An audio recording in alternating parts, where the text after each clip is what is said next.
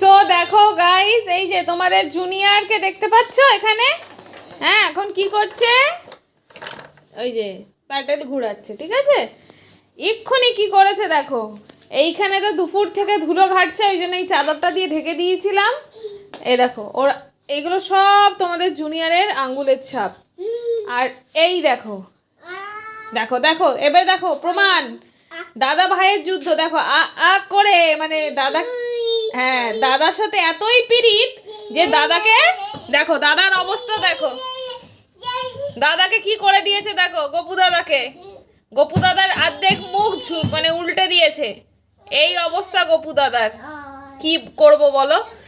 তোমাদের জুনিয়রকে কি করব বলো? গপু দাদাকে উল্টে দিল তোমাদের জুনিয়র।